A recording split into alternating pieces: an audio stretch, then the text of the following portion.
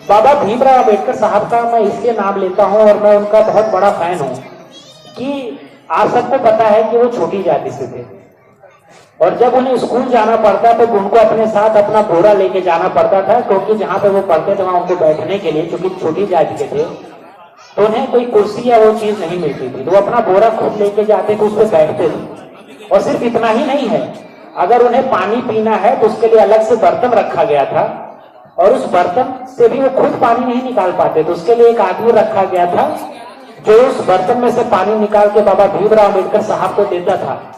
बाबा भीमराव अंबेडकर साहब ने अपनी किताब में लिखा है कि अगर कभी कभी वो भैया पानी वाला नहीं आता था तो पूरे दिन बिना पानी के मुझे रहना पड़ता। तो नेशनल जुबली इंटर कॉलेज के प्रबंधक बाबूजी श्री संस्कार सिंह जी का और यहाँ के मैनेजमेंट का बहुत बहुत धन्यवाद करना चाहूंगा कि आपने मुझे इन भारतीय युवाओं के बीच में, जिनके ऊपर आने वाले भारत का भविष्य टिकने वाला है,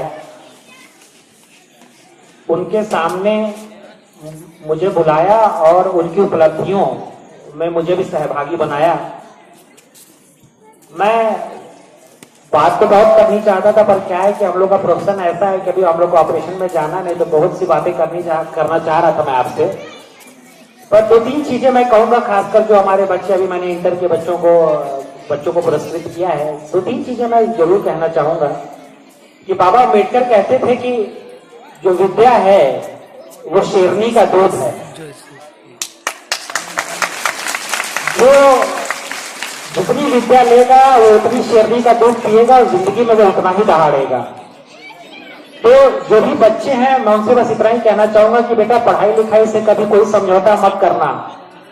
आगे आने वाला समय और अभी का जो समय है वो उन्हीं लोगों का है जिनके पास ज्ञान है। कभी भी अपने पद से भटकना नहीं। और बाबा भीमराव अंबेडकर साहब कहा करते थे कि पैर में चप्पल ना हो, शरीर पर वस्त्र ना हो, लेकिन विद्यार्थी के हाथ में किताब जरूर होनी चाहिए। और मैं बाबा भीमराव अंबेडकर की बात इसलिए कर रहा हूं क्योंकि दो तीन बातें बताऊंगा कि यहाँ बहुत से गांव के बच्चे होंगे जिनके साथ कुछ पारिवारिक दिक्कतें होंगी, पैसे की दिक्कत होगी और उन्हें कुछ समस्याओं का सामना करना पड़ता होगा। माँ बाप भी बहुत मेहनत करके, खेती बाड़ी करके आपको पढ़ने भेजते हैं।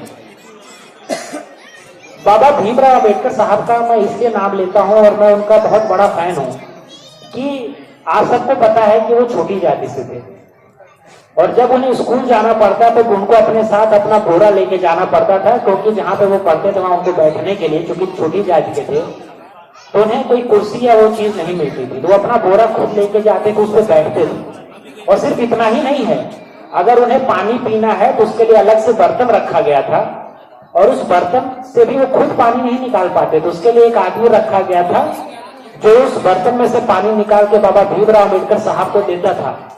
बाबा भीमराव अंबेडकर साहब ने अपनी किताब में लिखा है कि अगर कभी कभी वो भैया पानी वाला नहीं आता था तो पूरे दिन बिना पानी के मुझे रहना पड़ता था। और ऐसी ऐसी घटनाएं उनके जीवन में घटी हैं। उनकी माता जी बहुत बीमार थी, एक डॉक्टर ने उनके पास बस इसलिए आने से मना कर दिया कि उनकी माता जो है छोटी जात की थी और उस दवा के अभाव में उनकी माता जी की मृत्यु हो गई, क्योंकि कोई घर पे उनको आके देखने वाला नहीं था। अब क्या है कि भीमराव अंबेडकर बाबा जी ने कहा कि मेरा बस एक ही काम है कि समाज में ये जो कुरीति व्याप्त है मुझे उसको पीछे करना है और पीछे करना है मुझे आगे पढ़ लिख के। और मैं आपको बताऊं, आप सोचिए कि वो बंदा लॉ में, इकोनॉमिक्स में लंदन जाके, न्यूजीलैंड जाके हर जगह से उन्होंने पढ़ाई की और जब वो मरे तो आपको पता है कि लाइब्रेरी में कितनी किताबें थी जो उन्होंने पढ़ रखी थी? किसी को पता है? 36,000 किताबें। और आप लोग कक्षा 9-10 में 5-6 किताबें होती, आप लोग टेंशन में आ जाते हो।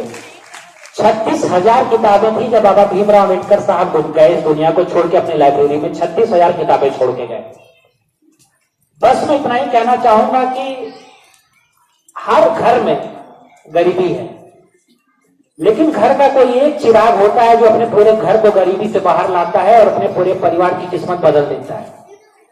तो ये आपकी जिम्मेदारी है जो बच्चे 9, 10, 11, 12 में, वो घर का चिराग आप पहले अपनी मेहनत से अपने घर को इतना आगे ले जाएं कि आपके घर वालों को आपके ऊपर तो हो ही गर्व, आपकी तहसील को हो, आपके जिले को हो, आपके प्रदेश को हो, आपके देश को आपको गर्व होना चाहिए कि ये बच्चा हमारा है।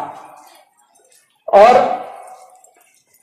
एक जैसा कि गाना हम लोग बचपन में सुना करते थे, और वो गाना हमेशा मुझे बड़ा अच्छा लगता है कि वो गाना हम लोग सुनते थे ना कि पढ़ना लिखना सीखो, वो मेहनत करने वालों, वो बोझ उठाने वालों, घर बनाने वालों, काखा गागा को पहचानो, अलिफ को पढ़ना सीखो, और आ आ इ ई को हथियार बनाकर लड़ना सीखो। विद्या ही तुम्हारा हथियार है जो तुम्हें आगे ले जाएगा जिंदगी में। तब तक खाना मत खाना। मैं जब छोटा था तो मैं बहुत किस्मती रहा कि मेरे पिताजी यहाँ के बहुत अच्छे वकील हैं और बहुत ही अनुशासित थे, और हम लोग मध्यम वर्गीय परिवार से थे। लेकिन मेरे पिताजी ने मुझसे बहुत पहले एक बात कही थी, वो मेरे जहन में आज तक है कि किसी भी व्यक्ति को खाने का अधिकार तब तक नहीं है जब तक वो अपना कर्म उस दिन का पूरा नहीं कर लेता है। इस धारा ने आपको बहुत कुछ दिया है। ये धारा अपना सीना चिरवा कर आपको गेहूं जौ देती है कि आपका पेट भर सके। तो बस मैं इतना ही कहूंगा कि जब रोज 5, 6, 7 घंटे पढ़ लो, उसके बाद ही अन्न को मुंह से लगाओ। ये नहीं कह रहा हूं कि पढ़ो मत और व्रत ही चले जाओ, ये नहीं कह रहा हूं, लेकिन मैं ये कहना चाहता हूं कि बेटा पहले कर्म करो, फिर ही तुम्हारा अधिकार है इस देश के संसाधनों का। आप लोग बहुत खुशकिस्मत हैं कि आपको पढ़ने का मौका मिल रहा है। बहुत से आदिवासी लोग हैं, बहुत से हमारे नॉर्थ ईस्ट स्टेट में ऐसे ट्राइबल ग्रुप हैं जिनके बच्चे बहुत टैलेंटेड हैं, पर उनके पास स्कूल नहीं, उनको पढ़ने का मौका नहीं मिल रहा है। भगवान ने जो भी दिया है, कम दिया है ज्यादा दिया है, उसकी इज्जत करें और जरूर पढ़ें। और अपना अभी भी कक्षा 9 में जो बच्चे हैं, अपना आगे का एम बना लें कि हमको कैसे आगे बढ़ना है, और उस हिसाब से मेहनत करनी पड़ती है। देखिए, इस जिंदगी में कोई चीज मुफ्त में नहीं मिलती है, हर चीज के लिए खून कर देना पड़ता है, बलिदान देना पड़ता है। और ज्यादा आज एक ऐसा दिन है जिसको हम लोग दूसरे उसमें लेते हैं कि 14 फरवरी है, वैलेंटाइन डे, ये तो सबको याद रहता है। पर मुझे दुख तब होता है जब बच्चों को इस बात को याद नहीं रहता कि आज ही वो 14 फरवरी का दिन है जब पुलवामा पे अटैक हुआ था और हमारे 100 से अधिक सैनिक घायल हुए थे, बहुत से मारे गए थे। तो जो लोग आपको सुरक्षित रखने के लिए, देश को सुरक्षित रखने के लिए अपनी जान देते हैं, तो 2-3 चीजें कहूंगा कि अपने अध्यापकों की बहुत इज्जत करें। अध्यापक ही आपको आगे जीने का रास्ता बताता है। अध्यापक की मार में भी आपकी भलाई छुपी हुई होती है।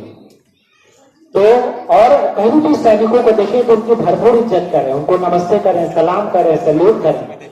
अपने अध्यापकों को और अपने देश के सैनिकों की और अपने किसानों की, ये 3 बहुत जरूरी है, इन्हीं से देश है। और तो जो लोग हैं वो अपना काम कर रहे हैं, पैसे कमा रहे हैं, उनका भी बहुत जरूरी है।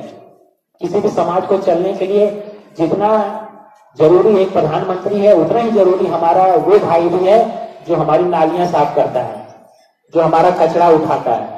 क्योंकि बिना उसके हमारा देश रहने लायक नहीं रहेगा, गंदगी से भरा हो जाएगा। इज्जत काम की करे, कोई काम छोटा नहीं होता। विदेशों में मैं ऐसे ऐसे लोगों को जानता हूं जो पढ़ते भी हैं और मैकडॉनल्ड में नौकरी भी करते हैं सुबह शाम, कि वो अपनी फीस भर सकें। फिर वो जब आएंगे आज से 10 साल बन के, तो लोग कहेंगे बड़े किस्मती से बाहर से पढ़े, पर आदमी उनको ये नहीं देखता कि कितनी मेहनत की है। और बस 2 लाइनें कह के मैं अपनी बात खत्म करूंगा कि कोयले पे जब बहुत दाब पड़ता है, बहुत ताप पड़ता है, तो हीरा बनता है। तो जब तक आप बहुत दबाव में नहीं रहेंगे, बहुत जलेंगे नहीं, बहुत मेहनत नहीं करेंगे, आप कोयले से हीरा नहीं बन पाएंगे। कैल्शियम कार्बोनेट होता है ना, उसमें पानी डालो तो गल जाता है, पर उसमें भी जब बहुत ताप पड़ता है, बहुत दाब पड़ता है, तो वो संगमरमर बन जाता है। तो अपने शरीर को तैयार कीजिए। आप लोग नए हैं, युवा हैं, कि हम सब मेहनत करेंगे, हम सोएंगे नहीं, हम खाएंगे नहीं। हमारा बस एक काम है कि अगले 4 साल, जो क्लास 9 में है बेटा, 9, 10, 11, 12, 4 साल, ये 4 साल डिसाइड करेंगे कि आपके आगे की जिंदगी के 80 साल कैसे होंगे। अगर इस 4 साल आपने मेहनत कर दी तो आगे की जिंदगी के 80 साल आपके बहुत अच्छे होंगे। मैं एक बार पुनः विद्यालय परिवार का बहुत बहुत आभारी हूं कि मुझे यहाँ बुलाया गया। आपकी मेहनत में आपको जो पुरस्कृत किया गया उसमें मुझे सहभागी होने का मौका मिला है और मेरी तरफ से आप सभी को आपके भविष्य के लिए बहुत बहुत शुभकामनाएं। और मैं अगर यहाँ आया हूं और मेरी एक बात अगर आप जिंदगी में सीख गए कि बिना मेहनत के कुछ नहीं मिलता, मुफ्त में कुछ नहीं मिलता, तो मैं समझूंगा मेरा यहाँ आना आपके भी सफल हो गया है। और मुझे उम्मीद है कि आप सब अपने घर के वो चिराग बनेंगे जो अपने घर को अलौकिक कर देगा, अपने जिले को अलौकिक करेगा, आपके देश को अलौकिक कर देगा। बहुत बहुत धन्यवाद, बहुत बहुत धन्यवाद।